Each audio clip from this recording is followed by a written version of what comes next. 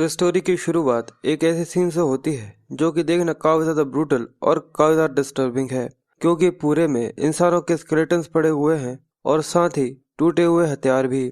और हमें एक आवाज आती है कि सब इंसान जीना डिजर्व करते हैं। ये सब पहले ही उनके लिए नहीं था और ना ही मैंने ऐसा कभी सोचा था कि मैं कभी यहाँ तक आ पाऊंगा।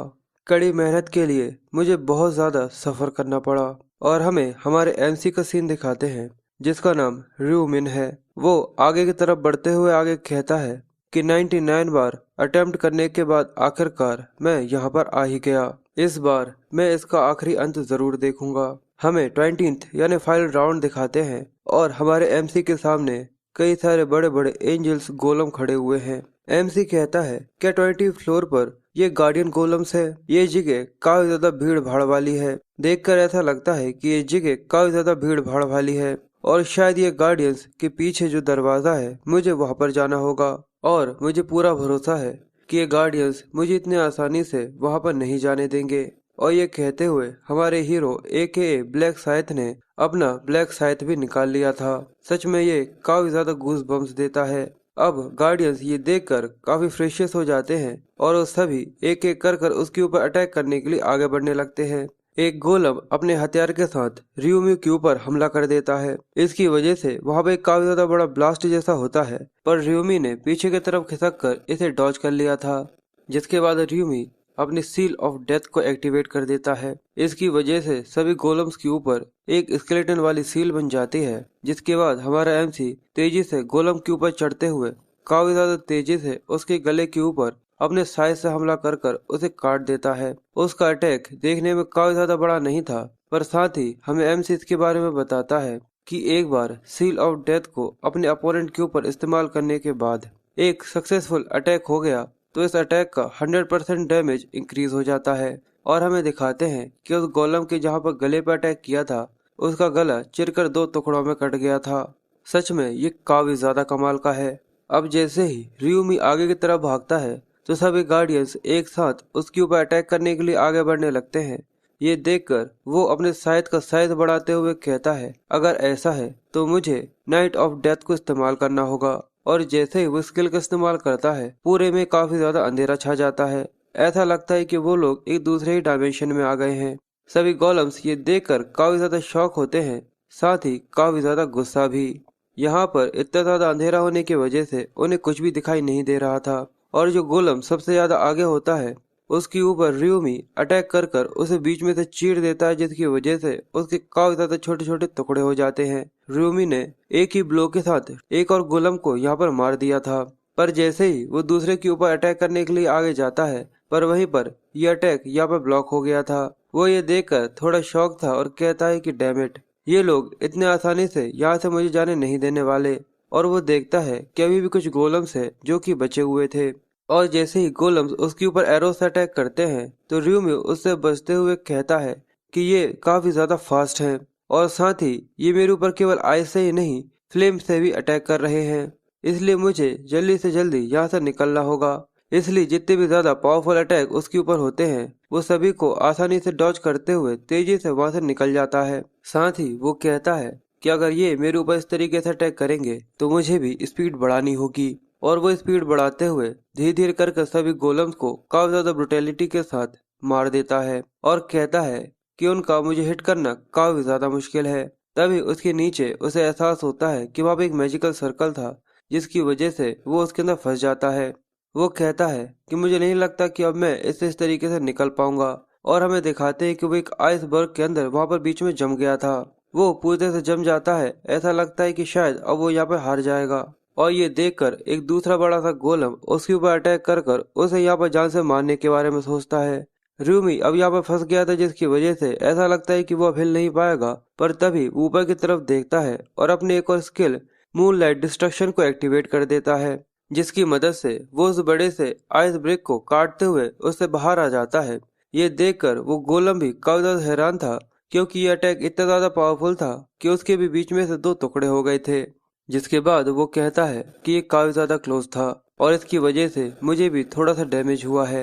अगर मैं इसी तरीके से इन लोगों से अलग अलग फाइट करता रहा तो मुझे काफी दिक्कत होगी। तो चलो इन सभी को एक ही अटैक के साथ खत्म करते हैं। ये कहकर वो अपनी पावर्स को रिलीज करता है और वो गोलम्स जब उसके ऊपर अटैक करने के लिए अपने अपने स्पेल्स को कास्ट करने लगते हैं तो रियूमी भी अपने लास्ट स्पेल को कास्ट करते हुए कहता है moonlight destruction activate red moon, और इस स्किल के साथ वो एक इतने ज्यादा पावरफुल स्लैश को स्ट्राइक करता है जो कि इन सभी को बीच में से चीर देती है। ऐसा लगता है कि ये टाइम और स्पेस को भी चीर देगी। ये सच में काफी ज्यादा पावरफुल था और इसकी वजह से वो सभी के सभी गोलम्स जाकर जमीन पर धराशायी हो जाते हैं और सभी एक ही स्ट्राइक में मारे जाते हैं। रियूमी नीचे आकर लंबी से सांस लेते हुए कहता है कि आखिर में ये सभी यहाँ पर मारे गए, और फिर कहता है तो चलो देखते हैं कि आखिर ये लोग यहाँ पर किस चीज की रक्षा कर रहे थे। हॉल के अंदर आ जाने के बाद उसे अपने सामने एक बड़ी सी जगह दिखती है जिसको देखते हुए वो कहता है कि आखिर ये किस तरीके की जगह है। ऐसा लगता है कि ये किसी तरीके का टेम्पल है। वहाँ पर एक मिरर टाइप का बना हुआ था जैसे कि वो एक गेट है। वो कहता है कि शायद यहाँ पर एक दरवाजा है जिससे मैं फाइनल बॉस के पास जा सकता हूँ या फिर कुछ ऐसा ही। इसलिए वो आगे जाकर जो एक गेट टाइप का बना हुआ था उसके सामने बने मैजिक सर्कल के अंदर जाकर खड़ा हो जाता है और वो कहता है कि इसके बारे में जानने का केवल एक ही रास्ता है। और जैसे ही वो उस मैजिकल सर्कल के अंदर आता है तो वो मैजिकल सर्कल एक्टिवेट हो जाता है और उसे बताया जाता है कि बॉस रूम के अंदर आने वाला केवल एक ही कैंडिडेट है, पर आपको अगर बॉस रूम के अंदर जाना है तो कम से कम आपके 5 प्लेयर होना जरूरी है, तभी बॉस रूम का गेट ओपन होगा। ये देखकर हमारा हीरो काफी कंफ्यूज था, जिसके बाद उससे कहा जाता है कि यहाँ पर केवल एक ही प्लेयर है जो कि बॉस रूम के अंदर आने के लिए आया है, जिसकी वजह से 5 सेकंड के अंदर इस प्लेयर को मार दिया जाएगा। अब ये जानने के बाद वो मैजिकल सर्कल हमारे हीरो यानी रियूमी को मारने लगता है और रियूमी ये देखकर काफी ज्यादा घबरा जाता है। वो चिल्लाते हुए कहता है कि आखिर ये सब क्या है। सेकंड्स चलना चालू हो जाते हैं, 5 4 3 2 1, और इस बीच हमारा हीरो चिल्लाते हुए कहता है कि इस रिक्वायरमेंट के बारे में मुझे इससे पहले कभी भी कुछ भी नहीं पता था। ये काफी ज्यादा बड़ी बकवास है। वो बार बार उस मैजिकल सर्कल को तोड़ने की कोशिश कर रहा था पर वो अपने आप को गायब होता हुआ यानी मरता हुआ महसूस करता है कि वो इस दुनिया से टेलीपोर्ट होना चालू हो चुका है। वो घबराते हुए कहता है कि ऐसा नहीं हो सकता, क्या मेरा अंत इस तरीके से लिखा हुआ था। जिसके बाद धीरे धीरे करके उसके हाथों के साथ वो पूरी तरह से गायब हो जाता है और ऐसे हमारे हीरो का 100th रिग्रेशन एक्टिवेट होता है। जिसके बाद हमारे हीरो के फाइनल टाइम के साथ हमें एक जगह का सीन दिखाते हैं जहाँ पर हजारों से लोग न्यू ईयर बनाने के लिए एक जगह पर इकट्ठा हुए थे और वहाँ पर सभी लोगों के बीच में जो कि एक दूसरे से बातें कर रहे थे, हमारा हीरो जिसके अंदर से काफी ज्यादा एनर्जी निकल रही थी वो उसकी रिग्रेशन की वजह से है। वो फिर से उसी बॉडी में रिजरेक्ट हुआ है, इसी वजह से ऐसा हो रहा है। पर हमारा हीरो 100वीं बार यहाँ पर आने की वजह से काफी ज्यादा रिग्रेट में था। वो कहता है कि ये काफी ज्यादा बुरा है, लगता है कि मैं फिर से उस समय में वापस आ चुका हूँ जब ये गेम सब चीजें तबाह करना चालू कर रहा था, पर मैं उस बार 20th राउंड तक पहुंच चुका था। इसकी वजह से उसे काफी ज्यादा गुस्सा आ रहा था। साथ ही वो आगे सोचते हुए कहता है कि काश मैं समय को उस समय पर रोक पाता, पर अब मेरे रूइंस ऑफ रेग्रेशन का 100 बार इस्तेमाल हो चुका है तो इसलिए ये मेरा लास्ट टाइम है, तो अब मैं कुछ भी नहीं कर सकता। मुझे इस गेम को इस बार खत्म करना ही होगा, पर ऐसा करने के लिए इस बार मुझे 4 और लोगों की जरूरत होगी जिन लोगों को मैं लास्ट राउंड में अपने साथ लेकर जा सकूं। पर मैं अब यही सोचता हूँ कि आखिर वो कौन लोग होंगे जो कि इतने अच्छे हों कि मैं उनको वहां तक लेकर जा सकूं। जिसके बाद सीन शिफ्ट होकर हमें कुछ मिनट पहले का सीन दिखाते हैं जहाँ पर हमें एक और लड़का हावेंग यो जिम से मिलाते हैं। वो अपने कुछ दोस्तों के साथ खड़ा होकर वहाँ पर बातें कर रहा था। हावेंग का दोस्त उससे कहता है कि हम लोग जल्दी ही एडल्ट होने वाले हैं। वो लोग बातें कर रहे थे और हावेंग सभी लोगों के पीछे खड़ा हुआ था और जल्दी ही वो लोग जल्दी ही वो लोग ग्रेजुएट होने वाले थे। इसलिए उसका एक साथी कहता है क्या मेरे ग्रेजुएट होने के बाद मुझे एक डिलीवरी मैन बनना चाहिए। वो सभी वहाँ पर आपस में बातें करने में लगे हुए थे जहाँ पर वो हावेंग से पूछता है क्या कर तुम आगे जाकर क्या करने वाले हो। हावेंग कहता है कि मैंने तुम्हें बताया नहीं था कि मैं आगे चलकर एक गैंगस्टर बनना चाहता हूँ, क्योंकि इसकी फिजिकल बॉडी काफी ज्यादा शानदार है। इसी वजह से ये लोगों को बुली और लोगों को परेशान करने में इसे ज्यादा मजा आता है। पर उसके दोस्त ये सुनकर उसे पागल कहते हुए कहते हैं कि अगर तुमने कोई एक भी गलती करी तो तुम सच में मारे जाओगे। ये कोई मजाक नहीं है, इसलिए फालतू की बातें करना बंद करो। पर हावेंग चिल होते हुए कहता है कि छोड़ो, क्योंकि जिंदगी केवल एक बार मिली है। मैं बस एक ऐसी ही जिंदगी जीना चाहता हूँ जिसमें उसकी लगी रहे, और क्या। उसके तीनों दोस्त ये सुनकर उसके ऊपर हंसते हुए कहते हैं कि तुम पागल हो। पर उन तीनों के दिमाग में एक ही बात चल रही थी कि यहाँ से ग्रेजुएट होने के बाद हम सभी इससे दोस्ती तोड़ देंगे। इसके अलावा हावेंग के दोस्त उससे पूछते हैं कि जो तुम्हारा पर्सनल स्लेव है उसका ग्रेजुएट होने के बाद तुम क्या करोगे। तो हावेंग उसके बारे में कहता है, क्या उस कमीने के बारे में बात कर रहे हो? तो मैं उसके ग्रेजुएट होने के बाद भी उसे कभी भी नहीं छोड़ूंगा। ये सुनकर उसके दोस्त उसका मजाक उड़ाते हुए कहते हैं कि सच में उसके लिए तो ये काफी ज्यादा बुरा है। ऐसा लगता है कि तुम्हारे ग्रेजुएट होने के बाद उसकी जिंदगी बिल्कुल खत्म हो जाएगी।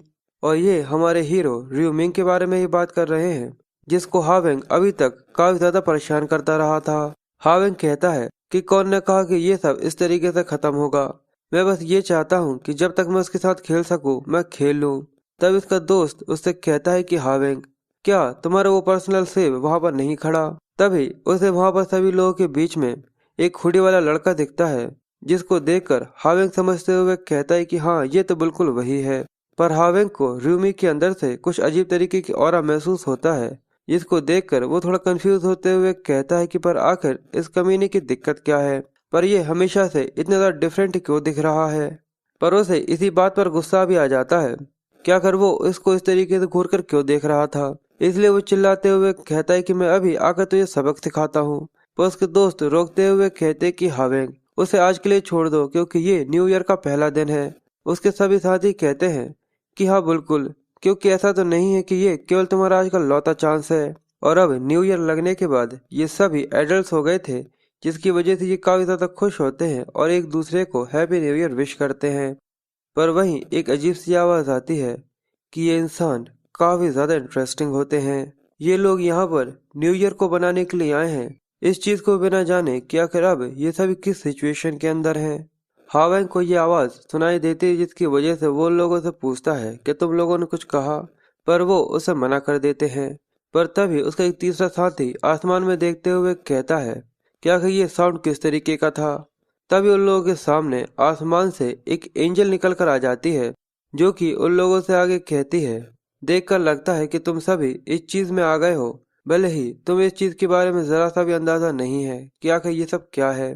वो सभी इंसानों के सामने आसमान मुड़ रही थी, साथ ही वो लोगों को देखकर मुस्कुराते हुए कहती है कि तुम सभी देखने में बिल्कुल बंदर की तरह हो, जो कि केज के अंदर बंद होते हैं।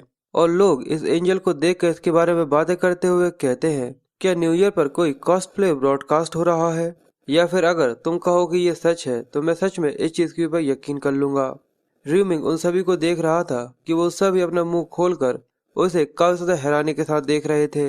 वो काफी ज्यादा सुंदर होने के साथ साथ काफी ज्यादा कमाल की भी दिख रही थी।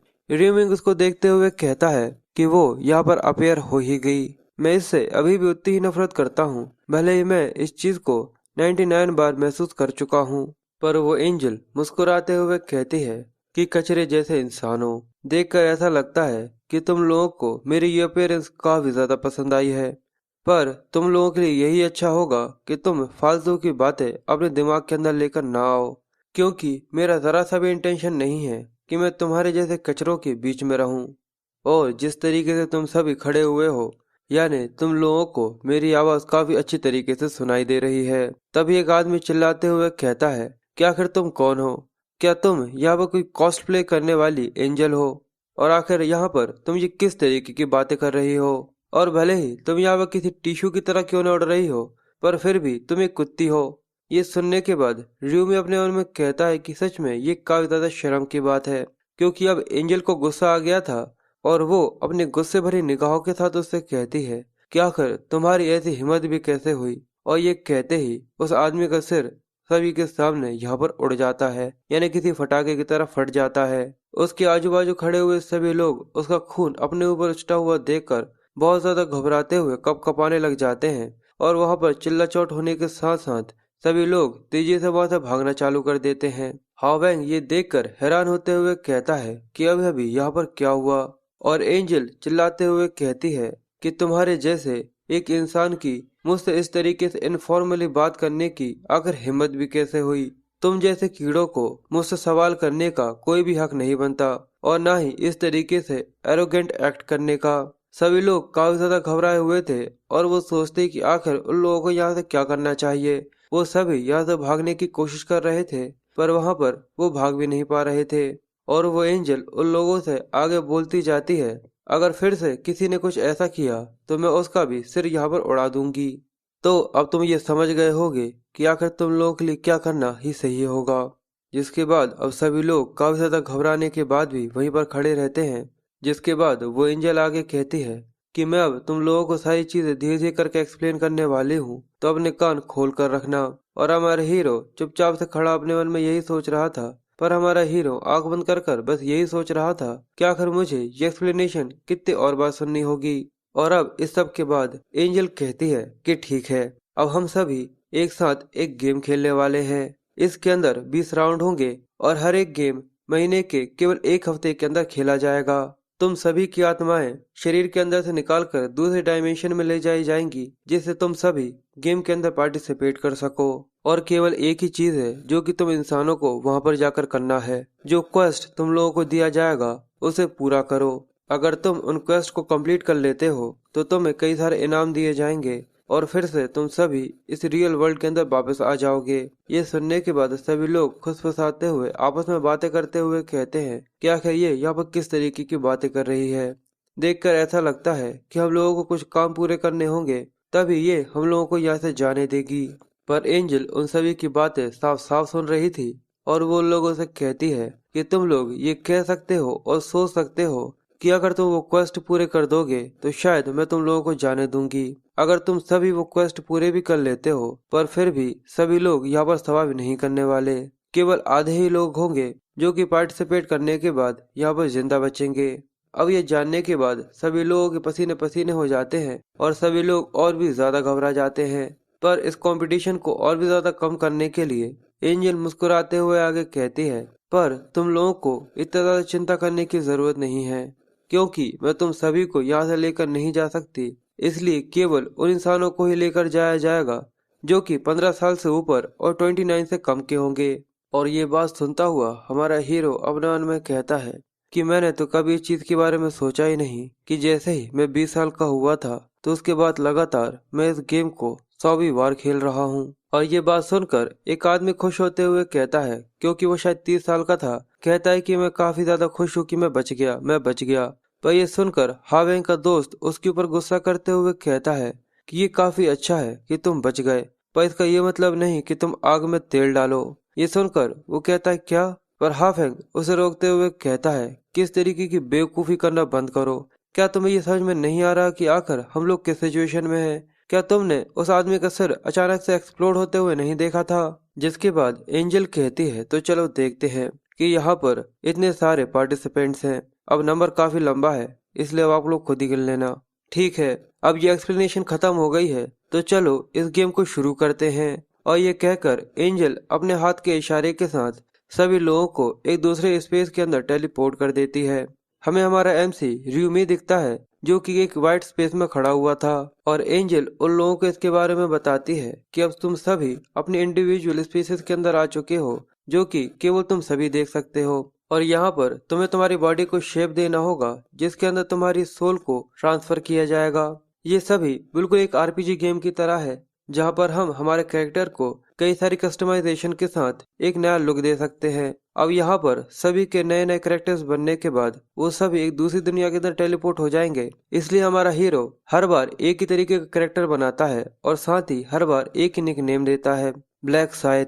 अब सभी के कैरेक्टर्स के बन जाने के बाद उन सभी को एक मैदानी जगह पर टेलीपोर्ट कर दिया जाता है, जैसे कि वो सभी बिगनिंग में उन लोगों को रखा जाता हो। हमारे हीरो का नाम ब्लैक साइथ है और उसके लुक्स काफी ज्यादा कमाल के हैं। उसने इसे काफी ज्यादा लंबा चौड़ा पर काफी स्लिम बनाया है। वो कहता है कि इसके साथ ये मेरा 100th टाइम है, यानी 100वीं बार। जिसके बाद वो आगे कहता है कि 20th फ्लोर तक एक ही जैसे अपीयरेंस को इस्तेमाल करने के बाद ये बॉडी मुझे खुद की बॉडी जैसी महसूस होने लगी है। सभी लोग धीरे धीरे कर इस न्यू डायमेंशन के अंदर आना चालू हो गए थे। सभी लोग अपनी न्यू अपीयरेंस को देखकर काफी शॉक और काफी ज्यादा सरप्राइज थे। वो कहते हैं कि सच में मेरी बॉडी तो पूरी तरह से चेंज हो गई है। जिनको देखकर हमारा एमसी कहता है कि जैसा हर बार होता है, सभी लोगों ने अपने आप को देखने में काफी ज्यादा कूल और सुंदर बनाया है। पर अगर आप स्मार्ट हैं तो आप कभी भी ऐसा नहीं करेंगे, क्योंकि इस दूसरी दुनिया में कमजोरों को काफी ज्यादा तेजी से शिकार किया जाता है। और अगर तुम्हारी अपीयरेंस काफी ज्यादा नोटिसेबल होगी तो ये काफी ज्यादा आसान है कि तुम एक काफी ज्यादा आसान टारगेट बन जाओगे। और अगर तुम इस दूसरी दुनिया के अंदर मारे जाते हो तो तुम रियल वर्ल्ड के अंदर भी मारे जाओगे। साथ ही वो कहता है कि अब उसके आने का भी समय हो गया। और हमें हावेंग को आता हुआ दिखाते हैं, जिसने अपनी अपीयरेंस और भी ज्यादा कमाल की और भी ज्यादा मसलफुल बनाई थी, जिसको देखते हुए सभी लोग काफी शौक थे। और हमारे हीरो कहता है कि जैसा मैंने सोचा था, इसने अपने आप को और भी ज्यादा बॉडी बिल्डर जैसा बनाया है। और फिर एंजल आकर कहती है, देखो तो, तुम सभी देखने में ऐसा लगता है कि तुम सभी बिल्कुल न्यू अवतार के अंदर बदल चुके हो। पर लोगों के एंजल को देखने के बाद चेहरे के एक्सप्रेशन से बदल जाते हैं। ये देखकर वो मुस्कुराते हुए कहती है कि तुम सभी के डरे हुए चेहरे देखना सच में काफी ज्यादा मजेदार है। देखकर ऐसा लगता है कि 18 लाख लोग यहाँ पर आ चुके हैं और सारे श्योल के ह्यूमंस यहाँ पर हैं। पर ये सुनने के बाद 18 लाख लोगों को वो सभी देखने लगते हैं। पर ऐसा देखकर नहीं लगता कि यहाँ पर 18 लाख लोग होंगे। अब उन लोगों की इस तरीके से बात सुनने के बाद एंजल अपना सर पकड़ते हुए कहती है कि तुम सभी बेवकूफ इंसान। साथ ही वो इस चीज से काफी ज्यादा चिढ़ गई थी और वो गुस्सा करते हुए कहती है, इस सब चीजों से तुम्हें जरा सा भी कोई भी लेना देना नहीं है। पर इस सब के अलावा भी और भी कई सारे स्पेसेस हैं जहाँ पर मेरे जैसे एंजल्स और भी कई सारे राउंड्स करवा रही हैं। जिसके बाद वो शांत होते हुए कहती है, तो चलो एक ऑफिशियल स्टार्ट करने से पहले मैं एक छोटी छोटी चीजें और तुम लोगों को समझा देती हूँ। सबसे पहले अपने दिमाग में धीरे से स्टेटस विंडो बोलो। और वो सभी लोगों को अपनी स्टेटस विंडो ओपन करना सिखाती है। ब्लैक शायद भी अपने स्टेटस विंडो को देखता है और उसी की तरह सभी लोग भी।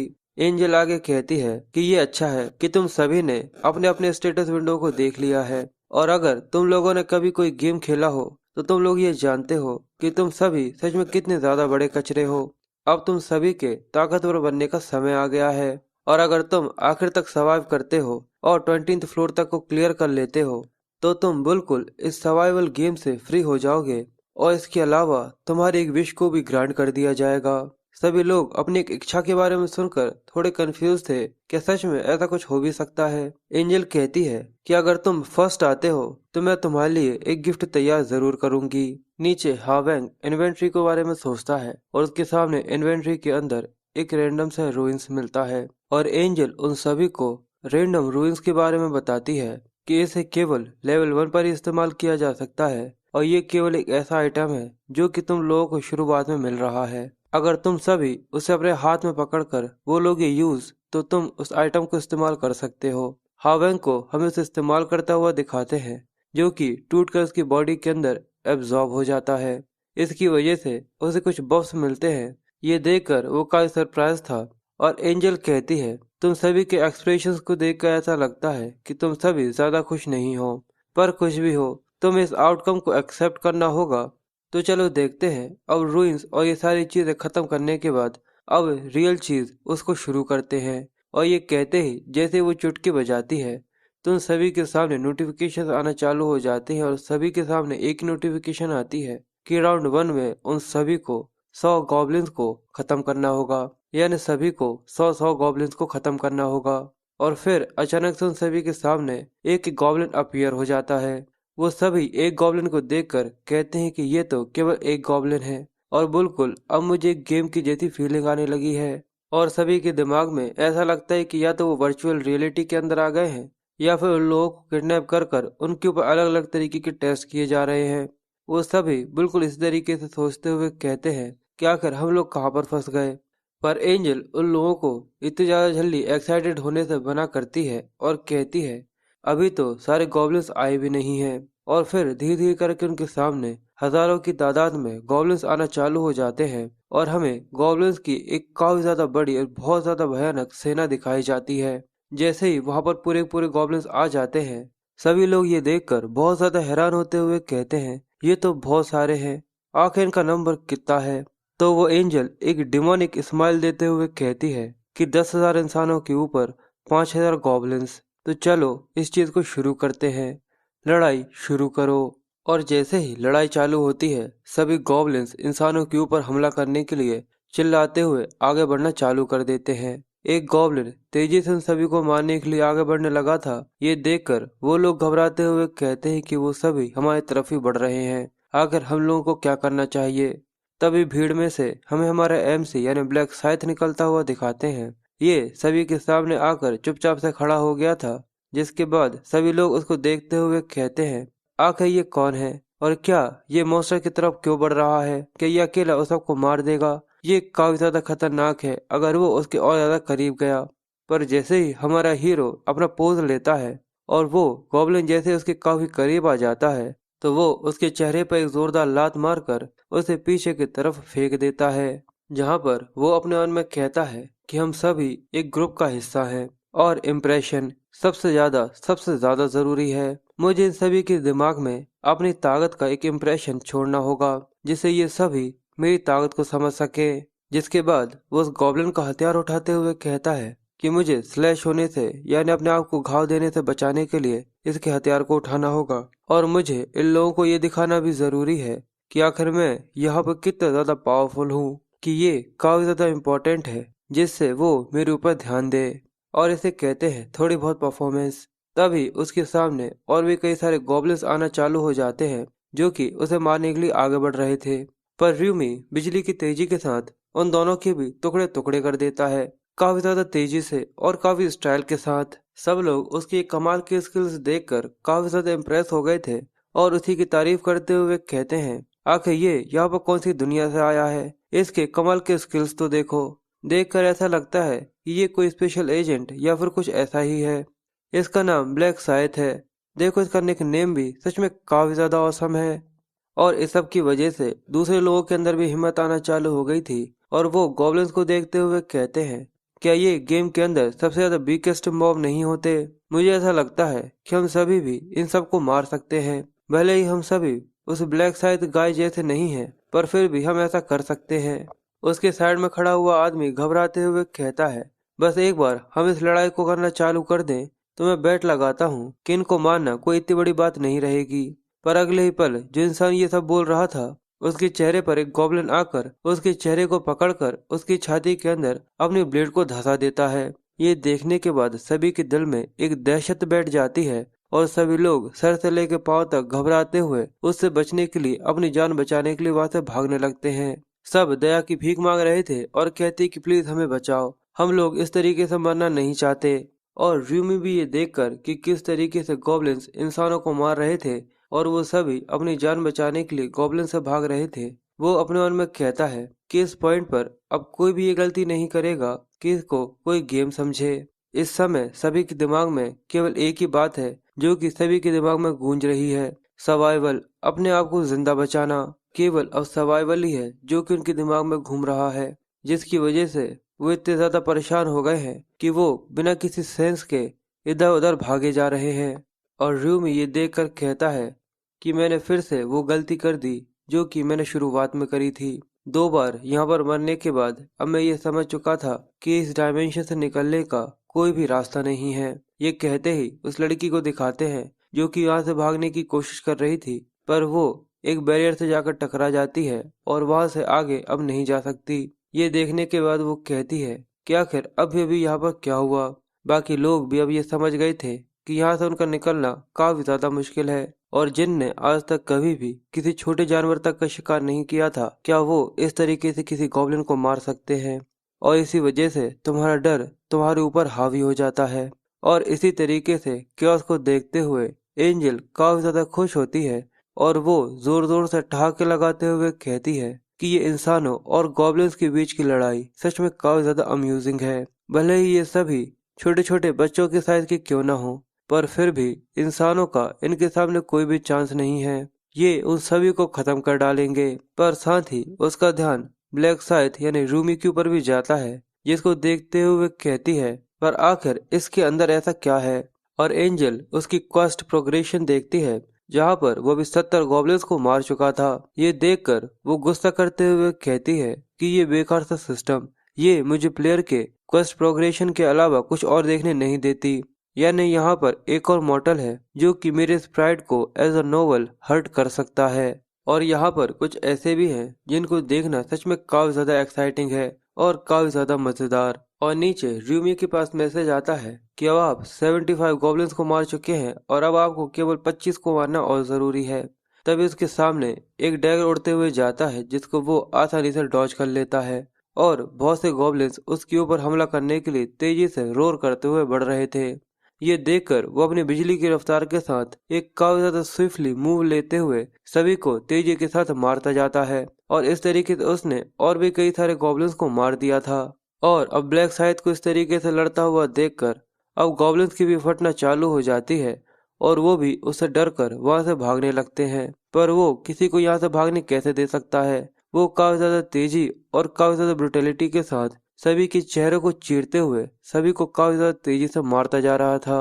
सच में अब इसको देखकर मुझे भी डर लगने लगा है। जिसके बाद उसके सामने और भी कई सारे गॉब्लिन्स होते हैं पर उन सभी की अब फटका 64 हो चुकी थी जिसकी वजह से उनमें से किसी की भी इतनी हिम्मत नहीं थी कि वो आगे आकर उससे लड़ाई कर सके। पर तभी र्यूमी अपना डैगर फेंकते हुए एक गॉब्लिन के चेहरे पर मारता है जिससे तुरंत ही उसकी मौत हो जाती है और उन सभी गॉब्लिन से कहता है कि क्या हुआ, क्या तुम सभी अब मुझ पे हमला करने के लिए नहीं आओगे। पर ये देखने के बाद अब वो लोग काफी ज्यादा गुस्से में आ जाते हैं और तेजी से उसकी तरफ बढ़ते पर वो उनसे कहते हुए कि अगर तुम मेरे पास नहीं आओगे अपनी स्पीड के साथ सभी के बीच में से गुजरते हुए अपने डैगर के पास पहुंच जाता है और कहता है मुझे खुद ही तुम्हारे पास आकर तुम्हें मारना होगा। जिसके बाद जैसे ही वो गॉब्लिन्स गुस्से के साथ पीछे की तरफ देखते हैं पर वो काफी ज्यादा ब्रुटेलिटी के साथ वहां पर चिरकर मारे जाते हैं क्योंकि हमारा हीरो काफी ज्यादा ब्रुटेलिटी के साथ सच में काफी ज्यादा बेदर्दी के साथ सभी को बीच में से चीरते हुए मारता जा रहा था। और ये अटैक सच में काफी ज्यादा बैड एस है जैसे उसने हवा में एक स्ट्राइक मारकर सभी को बीच में से चीर दिया हो। और ऐसा करते हुए उसने अपने क्वेस्ट पूरा कर लिया था जिससे उसका फर्स्ट राउंड भी यहाँ पर कंप्लीट हो जाता है। इसकी वजह से वो एक अंडर बैरियर के अंदर आ गया था जिसके अंदर वो खड़ा होकर या फिर बैठकर इस सब को खत्म होता हुआ देख सकता है। रूमी कहता है कि फर्स्ट राउंड को पास करना काफी ज्यादा आसान था। साथ ही वो आगे कहता है कि मैंने गॉब्लिन्स को मारने के लिए पूरा पागलपन दिखाया जिससे मैं उस एंजल की अटेंशन को ले सकूं। पर मैंने फर्स्ट रैंक को भी अचीव कर लिया।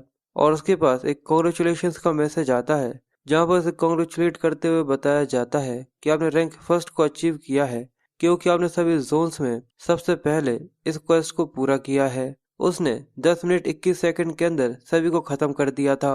ये देखकर हमारा हीरो काफी ज्यादा खुश होता है और साथ ही वो इसके बारे में कहता है कि जितने जल्दी तुम दिए हुए राउंड के क्वेस्ट को पूरा करते हो तुम्हें उतने ही ज्यादा अच्छे रिवॉर्ड्स मिलते हैं और ये सब थर्ड प्लेस पर आने वाली तुम्हारी रैंक तक होता है।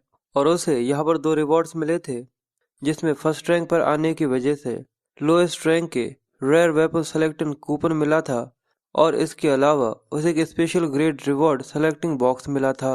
ये देखकर वो कहता है कि मैं पूरी तरह से श्योर हूँ कि मुझे बाकी लोगों से काफी ज्यादा वैल्यूएबल चीजें मिलने वाली हैं। इसलिए वो सबसे पहले वेपन सिलेक्शन चूज करता है इसलिए वो अपने जोन रिवॉर्ड को अचीव कर सके।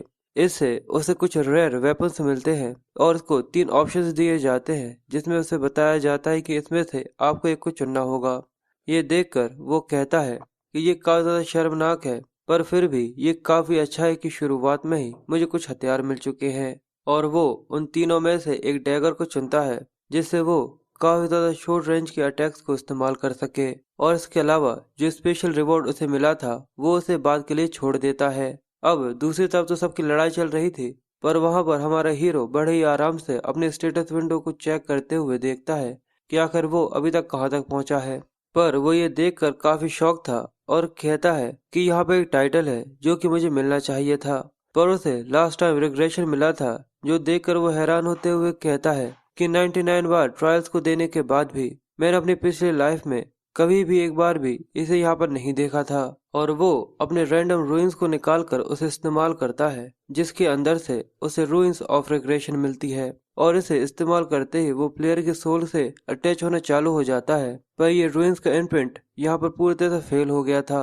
ये देखकर वो अपने मन में कहता है कि इस तरीके का रिजल्ट मुझे पहले से इसके बारे में पता था क्योंकि अगर हर बार इसी तरीके से इम्प्रिंट हुआ तो फिर मैं इन्फिनिट बार इस तरीके से रिग्रेट कर सकता हूँ। पर उसका सिस्टम ये कंफर्म कर देता है कि ये उसका 100th रिग्रेशन है। ये देखकर वो थोड़ा कंफ्यूज था और इसकी वजह से उसे एक टाइटल मिलता है, the last time regression acquire हो चुका है। ये देखकर हमारा हीरो हैरान होते हुए कहता है कि ये कैसे हुआ। इस गेम से मुझे title super ordinary craps of ruins का मिल सकता है, पर ये लास्ट टाइम रिग्रेशन ये काफी ज्यादा अलग है। और उसको जो टाइटल मिला था लास्ट टाइम रिग्रेशन, इसकी मदद से उसे कुछ कमाल के स्किल्स भी मिलते हैं, जिसमें वो ये डिसाइड कर सकता है कि उसकी फुल हेल्थ कब रिस्टोर हो जाएगी। वो ये देखकर खुश होते हुए कहता है कि ये तो एक ऐसा इफेक्ट है जो कि प्रीस्ट की स्किल से मिलता है, पर उसकी मदद से भी केवल 30% हेल्थ ही होती है जिसको रिस्टोर किया जाता है। सच इस रिग्रेशन की मदद से मेरी पूरी हेल्थ फिर से रिकवर हो जाएगी। सच में मेरे हाथ में तो काफी ज्यादा कमाल की चीज लगी है।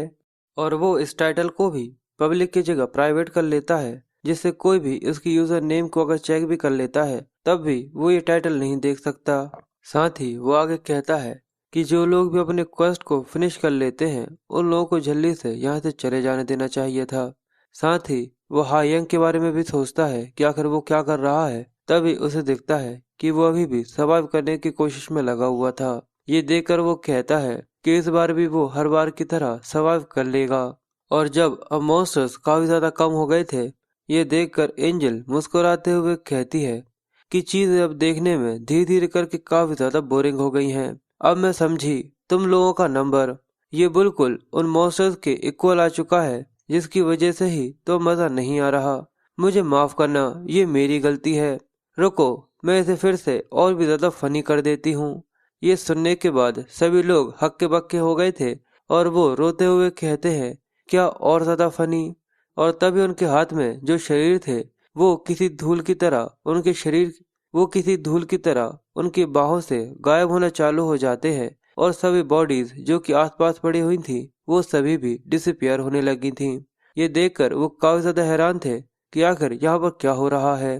तभी एंजल के नीचे उन्हें और भी कई सारी रोशनी दिखती है, जहाँ पर फिर से और भी कई सारे गॉब्लिन्स अपीयर हो गए थे और वो गॉब्लिन्स आते ही इंसानों के ऊपर हमला कर देते हैं। ये देखकर उनकी फिर से फटे में आ जाती है और सभी बहुत ज्यादा घबरा जाते हैं। पर वो एंजल फिर से किसी डीमन की तरह स्माइल देते हुए कहती है मैं तुम लोगों को फिर से 50,000 फ्री में रिफिल कर देती हूँ, तो चलो क्या ये तुम लोगों के लिए काफी होगा। अब इंसानों को फिर से 50,000 गॉब्लिन्स को मारना था और अब काफी ज्यादा कम तादाद बची थी, जिसकी वजह से वो फिर से अपनी जान बचाने के लिए टूट पड़ते हैं और फिर से वो खून का नंगा नाच चालू हो जाता है। अब फिर से इंसानों ने गॉब्लिन्स को मारना चालू कर दिया था और गॉब्लिन ने इंसानों को। इस तरीके से ये ब्रुटलिटी खत्म होने का नाम ही नहीं ले रही थी और हमें उन लोगों के नंबर दिखाते हैं जो लोग इस क्वेस्ट को पूरा कर चुके हैं। और जैसे जैसे ये खून की नदियां बहती जा रही थीं, धीरे धीरे करके क्वेस्ट को कंप्लीट करने वाले लोगों की संख्या भी बढ़ती जा रही थी। जो लोग इसे पूरा कर शील्ड के अंदर बैठे हुए थे वो इस सब के लिए कुछ भी नहीं कर सकते थे, केवल अपने साथियों को जिन लोगों ने ये नहीं किया उन्हें मरता हुआ देखने के अलावा। अब धीरे धीरे कर नंबर काफी ज्यादा तेजी से आगे बढ़ चुके थे और वो एंजल ये देखकर सच में काफी ज्यादा और ये सब देखकर वो एंजल सच में काफी ज्यादा इम्प्रेस थी। अब कुछ ही समय के बाद सब कुछ खत्म हो जाता है और जितने लोगों को ये क्वेस्ट पूरा करना था उन लोगों ने ये क्वेस्ट पूरा कर लिया था। तभी अचानक से लड़ते हुए सारे के सारे गॉब्लिन्स उन सभी के सामने डिसअपियर हो गए थे। ये देखकर जो लोग उनसे लड़ रहे थे वो सभी काफी ज्यादा कंफ्यूज थे। वो कहते हैं कि अभी अभी यहाँ पर क्या हुआ और वो सारे के सारे गॉब्लिन्स डिसअपियर कहाँ हो गए। एंजल कहती है कि तुम में से आधे पास हो चुके हैं, जिसकी वजह से ये क्वेस्ट यहाँ पर पूरा होता है।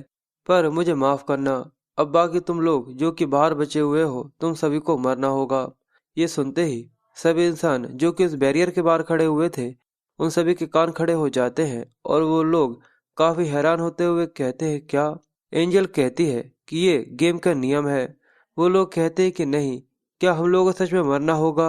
एक लड़का कहता है कि मुझे बस एक को और मारना था, प्लीज ऐसा मत करो। पर उन सभी की बॉडी वहां पर धीरे धीरे करके डिसअपियर होना चालू हो जाती है। वो सभी अपनी मौत को अपने सामने देखकर बहुत ज्यादा हैरान थे और जो लोग उस बैरियर के अंदर थे उन लोगों का भी दिल ये देखने के बाद काफी ज्यादा दहला हुआ था।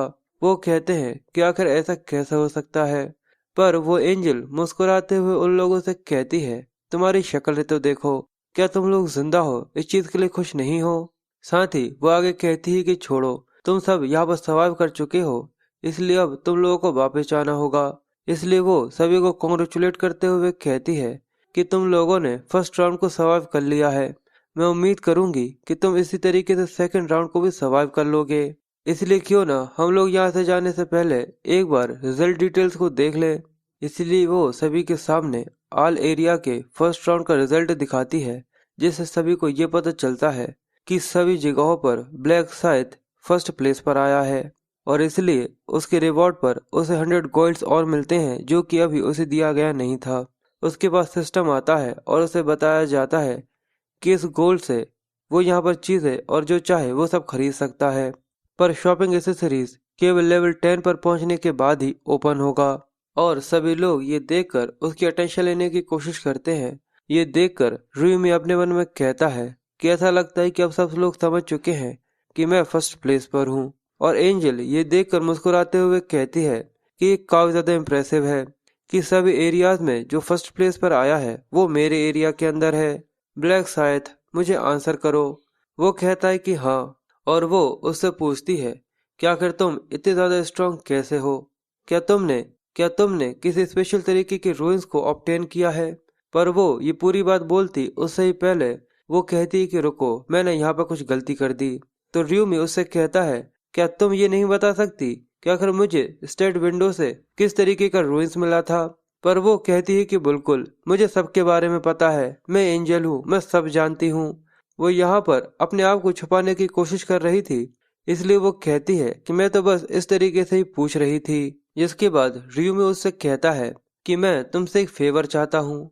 ये सुनकर एंजल थोड़ी सी कंफ्यूज थी और वो उससे कहती है कि एक फेवर। तो वो उससे कहता है कि मुझे ऐसा लगता है कि मेरे फर्स्ट प्लेस पर आने की वजह से मुझे एक ढंग का रिवॉर्ड मिलना चाहिए। ये कोई ढंग का रिवॉर्ड नहीं है। ये सुनने के बाद सभी लोग काफी ज्यादा हैरान हो जाते हैं और काफी ज्यादा घबरा भी जाते हैं। वो लोग सोचते हैं कि आखिर क्या इसका दिमाग खराब हो चुका है, क्या आखिर ये उससे किस तरीके की बातें कर रहा है। और एंजल भी सच में काफी ज्यादा गुस्से में आ जाती है और गुस्से के साथ उससे कहती है कि आखिर तुमने अभी अभी क्या कहा? र्यूमी कहता है कि मुझे ऐसा लगता है कि मुझे कोई ढंग का रिवॉर्ड मिलना चाहिए। पर वो एंजल र्यूमी को मन ही मन में गाली देते हुए कहती है कि ये कमीना मुझसे यहाँ पर कुछ डिमांड कर रहा है। मैंने शुरू से ही इसके ऊपर काफी अच्छी नजर रखी थी, क्योंकि शुरुआत से ही ये काफी ज्यादा अच्छे तरीके से काम कर रहा था। पर क्या ये मुझे अंडर एस्टिमेट कर रहा है, क्योंकि इसने केवल कुछ गॉब्लिन्स को क्या मार दिया? वो अपने ही मन में कहती है कि क्या मुझे तुम्हारे सिर को उड़ा देना चाहिए? तभी उसे याद आता है कि नहीं, मैं पहले ही उस अथॉरिटी को इस्तेमाल कर चुकी हूँ, इसलिए वो फिर से उस स्किल का इस्तेमाल नहीं कर सकती। वो गाली देते हुए आगे कहती है कि उस कमीने को मैं अभी इस तरीके से मार भी नहीं सकती। रुको, उसके दिमाग में एक आइडिया आता है और वो मुस्कुराते हुए आगे कहती है, क्या तुम्हें एक बेटर रिवॉर्ड चाहिए? और साथ ही वो उसके ऊपर की शील्ड को भी गायब कर देती है। जिसके बाद वो नीचे आने के बाद कहती है, यूजुअली इस तरीके की कोई रिक्वेस्ट को तुरंत ही रिजेक्ट कर दिया जाता है, पर मैंने इसके बारे में सोचा तो चलो प्राइवेट में जाकर थोड़ी सी बातें करते हैं। इसलिए जब तक दूसरे इंसानों को यहाँ पर वेट करना होगा, जब तक मैं वापस नहीं आ जाती। सभी लोग एक काफी अच्छे इनाम के बारे में सोचकर सोचते हैं कि शायद हम लोगों को भी इस तरीके से एंजल से बात करनी चाहिए थी, तो क्या पता हमें भी कुछ अच्छा मिल जाता।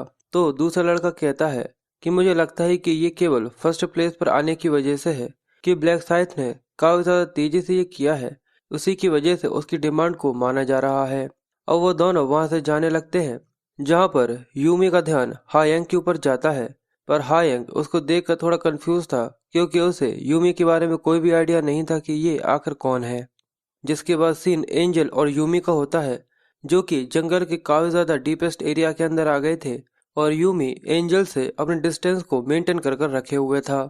ये देखकर वो उससे ऐसा कहती है ये देखकर वो उससे कहती है कि अगर तुम मुझसे इतने ज्यादा दूर क्यों चल रहे हो? मुझे बार बार ये चेक करना पड़ता है कि तुम मेरे पीछे आ रहे हो या नहीं, इसलिए तुम मेरे साथ साथ चल सकते हो। यूमी उससे कहता है कि ठीक है। ये देखकर एंजल अपने मन में सोचती है, ये बेवकूफ इंसान, हमेशा तुम्हें इनके ऊपर चिल्लाना पड़ता है। उसी के बाद ये समझते हैं कि आखिर इनको क्या करना चाहिए। ये सभी काफी ज्यादा लालची और काफी ज्यादा बेवकूफ होते हैं।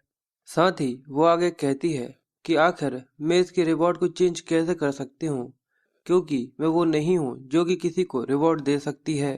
पर अगर मेरे पास वो ताकत होती तो मैं इसे काफी ज्यादा अच्छा रिवॉर्ड दे सकती थी। इसलिए इसे जो मिला था इसे चुपचाप से वो ले लेना चाहिए था। अब मैं इसके इस लालच की वजह से इसे एक अच्छा सबक सिखाती हूँ। और ये सोचते हुए वो एक क्रीपी सा लुक देते हुए यूमी को देख रही थी। जिसके बाद वो आगे कहती है कि मैं तुम्हें उस जगह पर पहुंचने के बाद जल्दी ही मार डालूंगी। और जैसे ही वो थोड़े से आगे बढ़ते हैं, वो आगे कहती है, पर ये काफी ज्यादा बड़ी प्रॉब्लम हो सकती है अगर मैं किसी प्लेयर को मेरे पर्सनल रीजंस की वजह से मारती हूँ, खासकर वो प्लेयर जो कि कंप्लेन करता है उसके अनफेयरनेस की वजह से। हायर अप्स इसके लिए मुझे ब्लेम जरूर करेंगे, क्योंकि मैं इस तरीके से गेम को क्यों चलाती हूँ। और इसलिए मुझे इस चीज को श्योर करना होगा कि कोई भी मेरे ऊपर नजर ना बना रहा हो। सच में ये बेवकूफ इंसान, अब मैं इसे यहाँ पर मार डालूंगी। ये कहते ही जैसे ही वो उस पॉइंट पर पहुंचती है, वो र्यूमी से कहती है, तो बताओ आखिर तुम्हें यहाँ पर किस तरीके का रिवॉर्ड चाहिए था। पर जैसे ही वो पलट कर देखती, तभी र्यूमी उसके चेहरे पर एक जोरदार मुक्का मारता है। ये देखकर वो काफी ज्यादा हैरान हो गई थी। वो काफी दूर जाकर गिरती है और बेचारे के मुंह का नैनो नक्शा भी बिगड़ गया था। वो काफी ज्यादा कंफ्यूज थी कि अभी अभी उसके साथ यहाँ पर ये क्या हुआ। उसके मुंह और नाक से खून आ गया था। वो हैरान होते हुए कहती कि आखिर ये क्या था, क्या एक छोटे से कमीने इंसान ने मेरे ऊपर हाथ उठाया।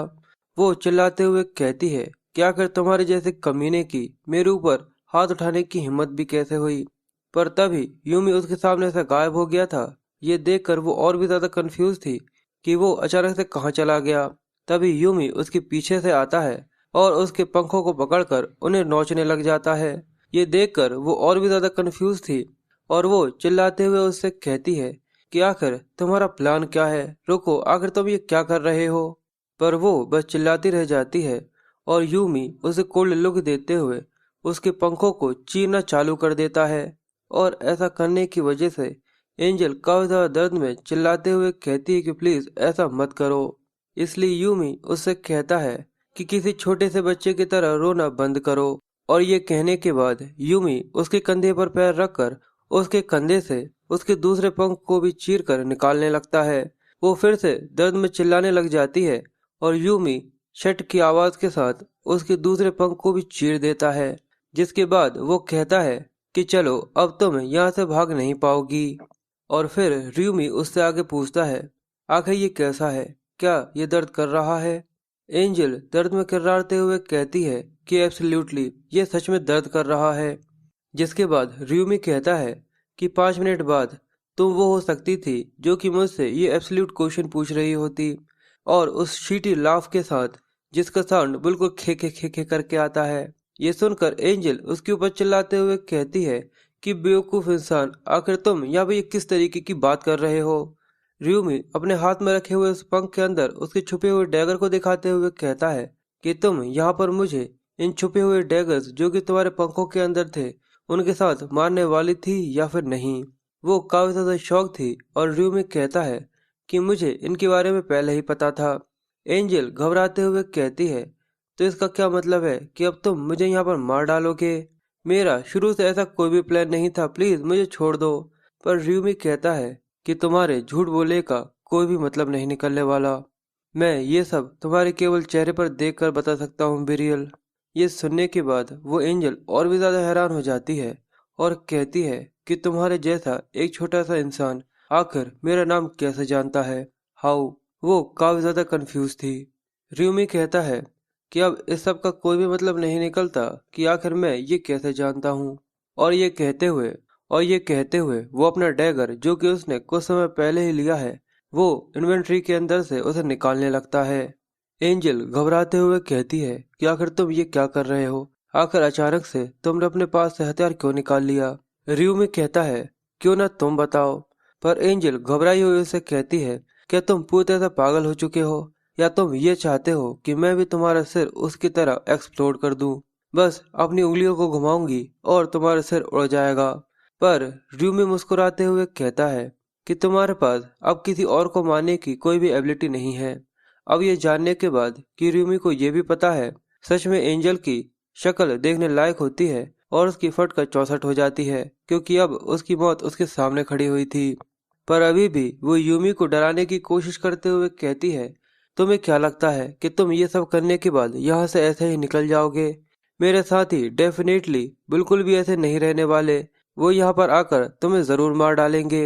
र्यूमी कहता है, तुम एंजल्स इतने ज्यादा एरोगेंट स्पीशीज होते हो और तुम्हें दूसरों के मतलब से कोई भी मतलब नहीं होता, भले ही तुम यहाँ पर मारे ही क्यों न जाओ। और मैं गारंटी लेता हूँ उन लोगों को इस चीज की जरा सी परवाह भी नहीं होगी।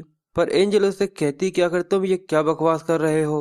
र्यूमी कहता है कि अब बहुत हुआ, अब मैं तुम्हें यहाँ से गायब कर देता हूँ, क्योंकि मैं डेफिनेटली तुम्हें बिल्कुल भी नहीं जानना चाहता। पर एंजल घबराते हुए कहती है कि तुम्हें इस सब से कोई भी बेनिफिट नहीं मिलने वाला। तुम केवल ऐसा करने के बाद रिग्रेट करोगे। तुम कभी भी मेरे बिना अपने घर नहीं जा पाओगे।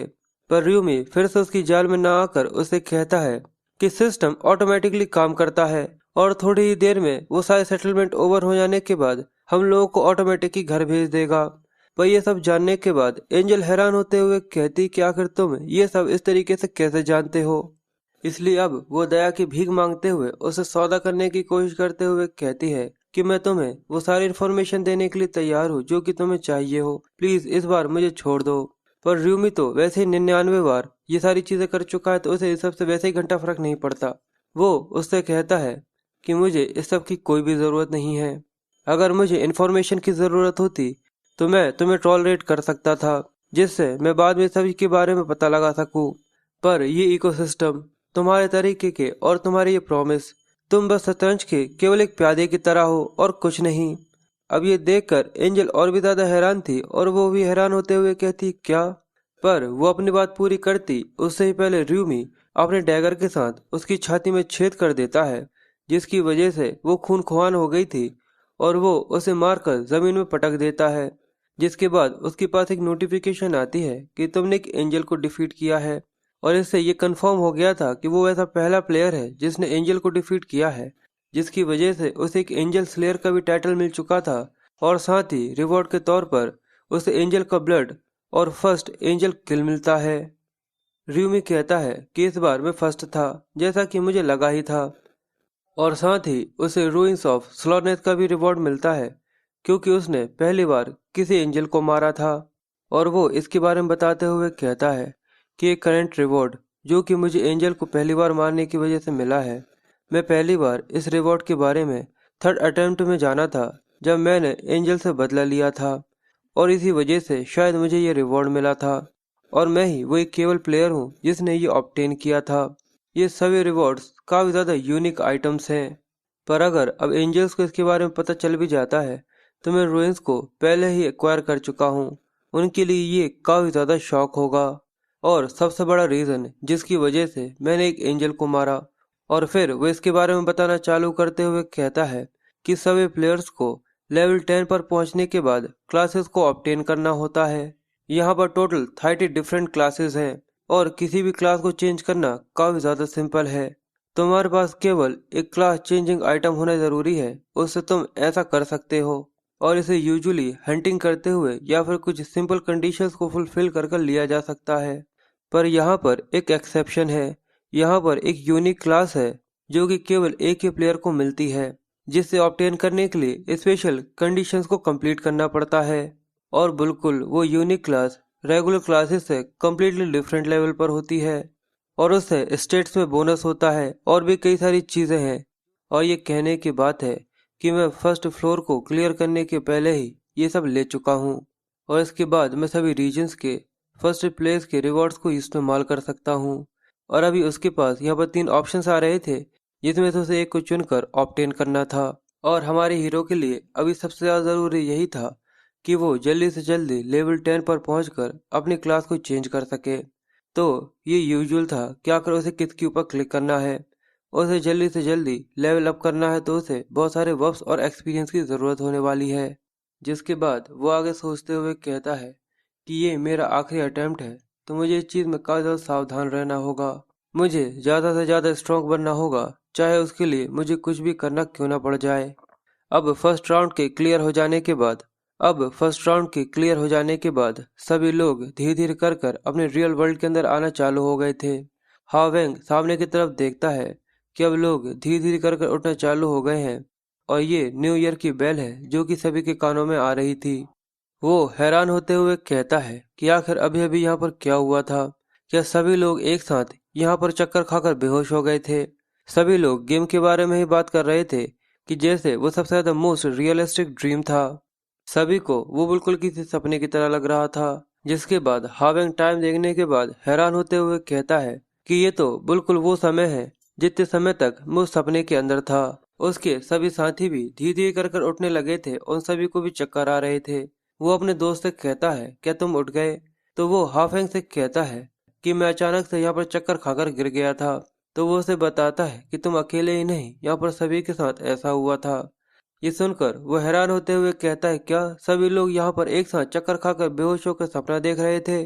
पर हाफेंग उन लोगों को समझाते हुए कहता है, मुझे ऐसा नहीं लगता कि वो किसी भी तरीके का कोई सपना था। ये सब बिल्कुल रियल था और हम लोगों ने फर्स्ट राउंड में गॉब्लिन्स को मारा है और अगले महीने के पहले हफ्ते के दिन फिर से हमें सेकंड राउंड को कंप्लीट करने के लिए जाना होगा। तभी उसका ध्यान साइड में पड़े हुए एक आदमी के ऊपर जाता है जो कि असल में मरा हुआ था। वो उसको देखकर कहता है कि कुछ लोग हैं जो अभी तक उठे नहीं हैं। और जैसे ही उन लोगों का ध्यान अपने तीसरे साथी के ऊपर जाता है तभी उसे ये एहसास होता है कि वो मारा जा चुका है। उसका चेहरा इस तरीके से देखकर वो लोग बहुत ज्यादा हैरान हो जाते हैं और कहते हैं कि उसकी सांसें नहीं चल रही, ऐसा नहीं हो सकता। वो बहुत ज्यादा घबरा गए थे और अब वो समझ गए थे कि ये कोई भी सपना नहीं है और उनका दोस्त मारा जा चुका है। और वो इस चीज को समझते हुए कहते हैं, इसका मतलब जो लोग अभी तक उठे नहीं हैं वो सभी की सभी लाशें हैं, यानी वो सभी यहाँ पर मारे जा चुके हैं। वो आसपास देखते हुए कहते हैं कि ये नामुमकिन है, केवल आधे ही लोग सर्वाइव कर कर यहाँ पर आ पाए हैं। हाफेंग इसकी वजह से बहुत ज्यादा घबरा गया था। जिसके बाद हाफेंग आगे कहता है, क्या इस सब का ये मतलब है कि जो लोग गोल्डन स्पून के साथ जन्म लेते हैं, जिनका मुंह हमेशा भरा हुआ रहता है, अब उन सभी को भी हमारे साथ इक्वली जीना होगा। इसका मतलब अब किसी भी तरीके की अनइक्वलिटी के लिए रोने की जरूरत नहीं है, यानी ये दुनिया अब किसी के लिए भी अनफेयर नहीं रहेगी। इसलिए वो अपने साथी से कहता है कि अब तुम्हें शांत हो जाना चाहिए, बस हम लोगों को इसी तरीके से सर्वाइव करना होगा, इसलिए अब तुम्हें सबकी ज्यादा चिंता मत करो। पर उसका दोस्त रोते हुए कहता है कि ये पूरी तरह से अनफेयर है कि तुम यहाँ पर बिना किसी प्रॉपरली प्ले के मारे जाते हो। पर हाफिंग बोलता है कि केवल हम लोग ही नहीं हैं, बाकी और सभी लोग हैं जो कि सिचुएशन के अंदर फंसे हुए हैं। तो क्या उन लोगों के लिए भी ये चीज अनफेयर महसूस हो रही है? पर ये सुनकर उसका साथी कहता है कि सच में ये बेवकूफ पूरी तरह से पागल हो चुका है। तो उसका साथी हाफेंग से कहता है कि तुमने अभी तक अपनी सारी की सारी जिंदगी किसी गुंडे की तरह बिताई है, इसलिए एब्सोल्युटली तुम इस चीज को महसूस नहीं कर सकते कि किसी को खोने पर कैसा महसूस होता है। पर ऐसी कई सारी चीजें हैं जो कि अभी भी मुझे करनी है। तभी वो साइड में देखता है तो उसका दोस्त उससे पूछता है कि आखिर तुम किसे देख रहे हो? तो हायंग कहता है कि मुझे यहाँ पर कहीं पर भी वो कमीना नहीं दिख रहा। वो सोचता है कि आखिर वो छोटा सा कमीना कहाँ चला गया। मैं पूरी तरह से श्योर हूँ कि बेहोश होने से पहले मैंने उसकी आंखों में देखा था। या शायद ऐसा भी हो सकता है कि वो फर्स्ट राउंड को भी क्लियर ना कर पाया हो और वहां पर जाकर मारा गया हो। वैसे ये चीज सेंस भी बनाती है कि आखिर उसके जैसे कमजोर वहां पर सर्वाइव कैसे कर पाता। तभी हावेंग का ध्यान साइड में जाता है जहां पर एक आदमी अजीब तरीके का आर्मर पहनकर घूम रहा था। उसको देखकर वो थोड़ा कंफ्यूज होते हुए सोचता है कि आखिर ये कौन है और आखिर ये कमीना इस तरीके का ट्रैक सूट पहनकर यहाँ पर कैसे घूम सकता है। और तभी वो इसके बारे में ज्यादा सोचते हुए कहता है कि ऐसा नहीं हो सकता और वो काफी ज्यादा घबराते हुए अपने मन में स्टेटस विंडो को ओपन करने की कोशिश करता है और लकीली स्टेटस विंडो उसके सामने ओपन हो जाती है। ये देखकर वो काफी ज्यादा शॉक हो गया था। जिसके बाद वो सभी लोगों को बताता है कि यहाँ पर स्टेटस विंडो ओपन हो गई है। ये सुनने के बाद उसके दोनों दोस्त काफी ज्यादा कंफ्यूज होते हैं और कहते हैं, क्या स्टेटस विंडो? पर क्या ऐसी कोई चीज सच में हो भी सकती है? पर तभी उसके सामने भी स्टेटस विंडो ओपन हो जाती है जिसकी वजह से वो थोड़ा सा कंफ्यूज हो गया था और कहता है कि सच में ये काम करता है। और देखते ही देखते सभी लोगों ने अपने सामने अपने स्टेटस विंडो को ओपन कर लिया था, जहाँ पर हावेंग को किसी और की स्टेटस विंडो नहीं दिख रही थी। इसलिए वो उन लोगों से कहता है कि आखिर तुम हवा में ये क्या कर रहे हो। तो वो लोग ये सुनकर ये समझ जाते हैं कि शायद तुम्हारी स्टेटस विंडो किसी और को नहीं दिख सकती। इसी वजह से किसी को भी स्टेटस विंडो के ऊपर स्क्रॉल करते हुए समझ में नहीं आ रहा कि आखिर वो लोग किस तरीके से अपने स्टेटस विंडो को ऑपरेट कर रहे हैं। यानी वो ये सारी की सारी चीजें रियल वर्ल्ड में भी अप्लाई कर सकते हैं। यानी वो स्टेट्स और आइटम्स भी शायद वो इस दुनिया के अंदर इस्तेमाल कर सकते हैं। इसलिए हावेंग जमीन पर पड़ा हुआ एक पत्थर को उठाकर उस पर अपने स्टेट को ट्राई करने के लिए अपनी स्ट्रेंथ को लगाता है, और दैम जैसे ही वो उसके ऊपर ताकत लगाता है वो धूल की तरह बिखर जाती है। ये देखकर वो काफी सरप्राइज था कि उसकी स्ट्रेंथ की वजह से एक पत्थर पूरी तरह से रेत में बदल चुका है। जिसके बाद वो काफी ज्यादा क्रीपी सा लुक देते हुए कहता है कि सच में ये तो काफी ज्यादा औसम है। जिसके बाद इसकी न्यूज सभी में पब्लिश की जाती है और सभी लोगों को बताया जाता है कि आज सुबह सुबह एक ऐसी चीज हुई है जिसके ऊपर कोई भी यकीन नहीं कर सकता। और वो उस सारे इंसिडेंट के बारे में भी बताते हैं कि आखिर ये किस तरीके से शुरू हुआ था। न्यू ईयर बेल के बजते ही एंजल की जैसे कॉस्ट्यूम पहने हुए एक औरत सभी लोगों के सामने अपीयर हुई, और जैसे एक मिस्टीरियस एक्सप्लोजन हुआ उस औरत के कहते से ही सभी लोग अचानक से वहां पर मारे गए। और जैसे ही उस औरत ने अपने हाथ फैलाए तभी अचानक से 10,000 लोग उस जगह से गायब हो गए। और इसके बारे में केवल टीवी पे ही नहीं, इंटरनेट पर और पूरी तरह से चैट्स पर भी लोग इसी के बारे में बात कर रहे थे कि शायद ये किसी तरीके का ड्रग हो सकता है, जिसकी वजह से सभी लोगों को अप्रैल फूल के पहले ही सब कुछ ऐसा होने लगा है कि 1.5 बिलियन लोगों के साथ ऐसा नहीं हो सकता, क्योंकि उन सभी की सोल्स लेकर उन्हें दूसरी दुनिया के अंदर ले जाया गया था। इसलिए ये न्यूज फेक नहीं हो सकती। और ऐसे ही और कई सारी बातें थी जो कि हमारा हीरो यानी र्यूमी पढ़ते हुए अपने घर की तरफ जा रहा था। वो अपने मन में कहता है कि अब ये सब शुरू हो चुका है और ये सब तो केवल बस अभी शुरुआत है।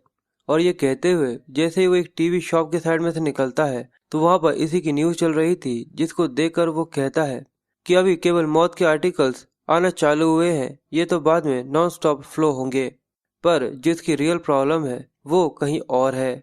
और ये बात भी सच है कि जो प्लेयर्स की एबिलिटी है उन्हें रियल वर्ल्ड में भी इस्तेमाल किया जा सकता है।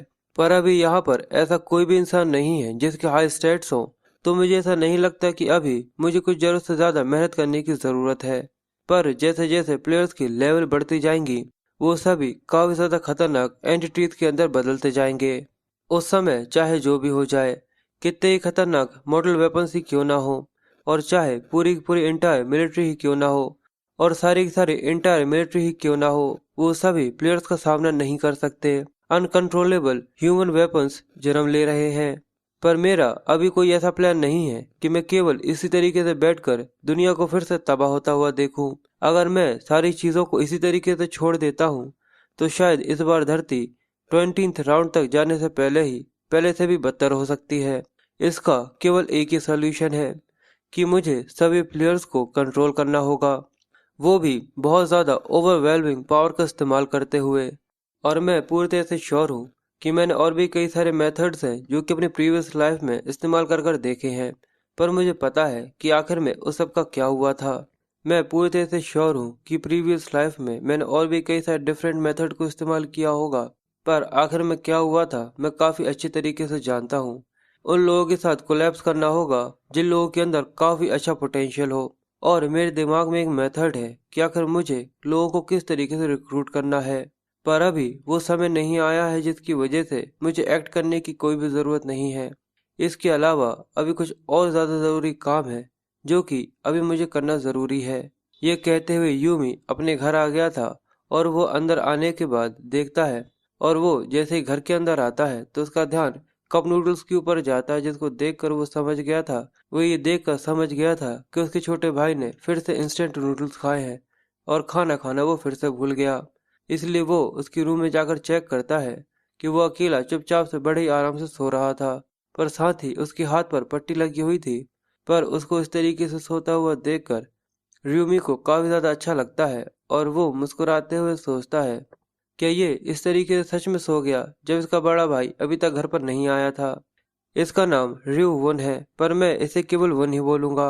और र्यूमी इसके बारे में बताते हुए कहता है कि ये मेरा छोटा भाई है जो कि इस साल 13 साल का हुआ है और वो अभी मिडिल स्कूल में है। रियूमी लाइट चालू करते हुए वोन से कहता है कि चलो अब उठने का समय हो गया। वो अपने बड़े भाई को देखकर काफी कंफ्यूज था और कहता है क्या सुबह हो गई? नहीं, अभी तो केवल सुबह के 6 बजे हैं। पर रियूमी उसकी रजाई उठाते हुए कहता है कि अब तुम्हारे पास और सोने का समय नहीं है। ये सुनकर वन कंफ्यूज होते हुए पूछता है कि आखिर क्या हुआ। रियूमी कहता है कि मैं तुम्हें सारी चीजें बता दूंगा, सबसे पहले कपड़े चेंज करो, हम लोगों को बाहर जाना है। पर वोन उससे पूछता है कि आखिर हम लोग कहाँ पर जा रहे हैं? अगर तुम मुझसे ये कहना चाहते हो कि हम लोगों को उठकर सनसेट देखने के लिए जाना है तो मैं फिर से सोना पसंद करूंगा। पर यूमी उसे मना करते हुए कहता है कि अब सोने का और आराम करने का समय नहीं है, इसलिए जल्दी से कपड़े पहनो क्योंकि ये दुनिया तबाह हो रही है।